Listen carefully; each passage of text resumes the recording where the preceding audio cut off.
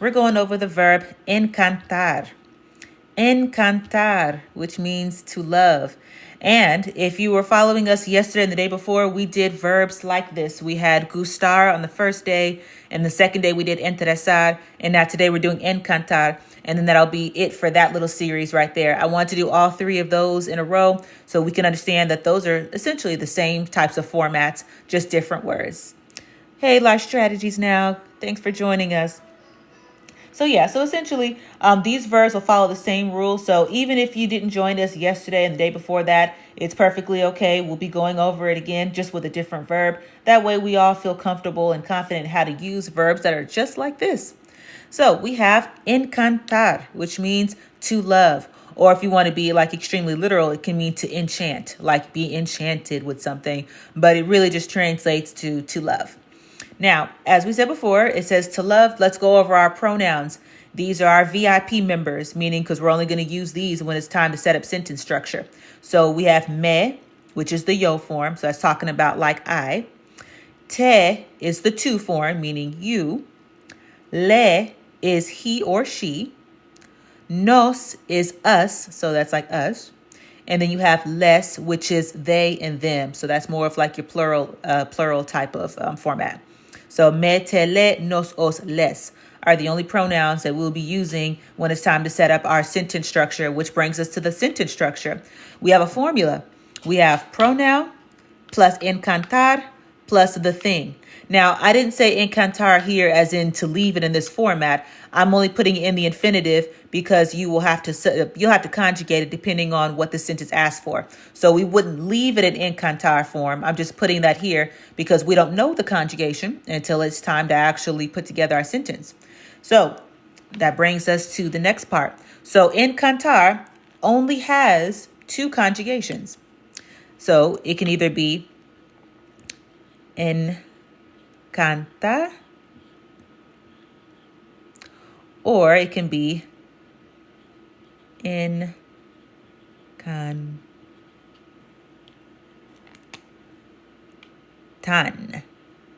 All right. So whenever we're doing our sentence structure today, as we do our practice, there's only going to be two versions of encantar that we're going to use. It's either going to be encanta or encantan. And how do we know, like, what's the actual meaning of these? Well, encantar, the first one, encanta, that signifies one thing or one concept or one subject. Encantan, with an N, that's going to signify multiple things. Multiple things. All right. So for an English example, encantar, the first one, when we say one thing, that could mean like one apple, one person, one place. But when we come down here to encantan, that is referring to multiple apples, multiple people, multiple places. So just so you know, that is how we're going to do the structure setup. So see, just like the verb we did yesterday, interesar, and the verb before that, gustar. But today we're dealing with encantar, which is going to follow the same rules as those other two verbs. So I'll leave this up here as usual. I'll leave up the first half, but I will be erasing this so that we can do sample sentences. But yeah, just so you know, this is our verb for today, encantar, which means to love. These are our 5 pronouns, which are the only 5 pronouns we're going to use. This is our format, the way we have to write it. Pronoun first, then the version of encantar that we have to use, and then the thing or the object that's being referred to. All right. So, and then these are the only types of conjugation. So if you're wondering, is it me encantó? Is it me encantamos? No, those things don't exist with this type of verb. It only has 2 conjugations, encatan and encantan. Those are the only 2 that we're going to be working with for this type of verb. The only conjugations that work for this. All right. So let's do an example. Let's say I want to say, I love Spanish. So if I want to say I love Spanish, I would say, well, me, I'm talking about myself, so I'm going to use the me pronoun. So me. And I'm going to say encanta. And it's singular. It's singular because Espanol is one language. That's not many things. That's a singular subject. So, me encanta el español. I love Spanish. So to put it down here to codify it, I love Spanish. All right, that's how we say that. Me encanta español, el español. And as we can see, it follows perfectly our actual formula up here. Pronoun, me, encanta, which is the conjugation of it, and the thing is Spanish, el español. Me encanta el español. All right, simple enough. Let's do another example. Let's do another one.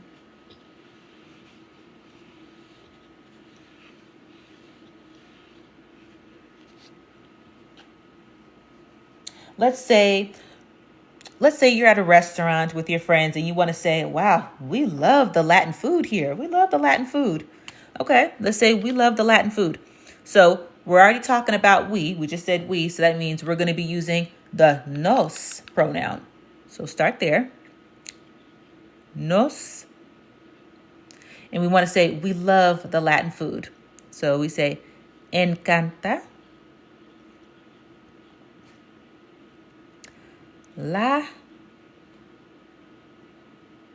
comida latina. But for the sake of space here, we'll just shorten it down to we love the food. So we'll just say we love the food. And as you can see, la comida, this is singular. And because it's a singular topic, the food, that means we use encanta, which is the singular format. So nos encanta la comida. Nos encanta la comida. All right. Now, let's add a little bit more to that sentence, because sometimes Spanish does use names. So let's say we want to say Juan y yo, Juan and I, nos encanta la comida. All right. Juan y yo nos encanta la comida. La comida. And so what that means is Juan and I, so that already signals the nos pronoun. Juan and I, we love the food.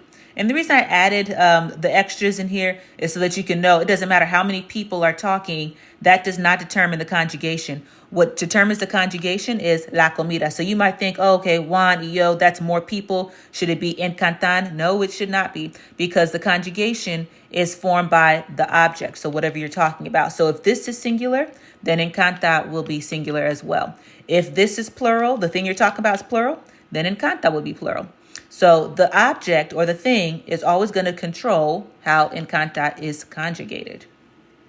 All right. All right. So let's do another example.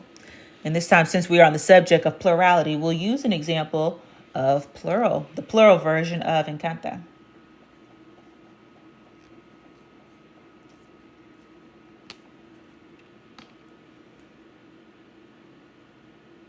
So let's say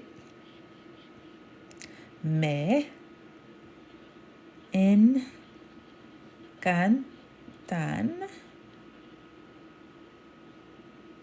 los libros. All right. So the way we have this set up here, it's set up in our format, pronoun me, encantan, which is the verb, the conjugation of encantar, and the thing is los libros. So let's take a look here. So as you can see, we used encantan this time. Why? Because los libros. We're talking about multiple things here. And when you're talking about multiple things, the plurality of the thing is going to dictate what form of encantar we use. So it's encantan because it is signifying there are multiple things that we love, multiple things that we are enchanted by. Okay? So that's an example of using the plural version of that.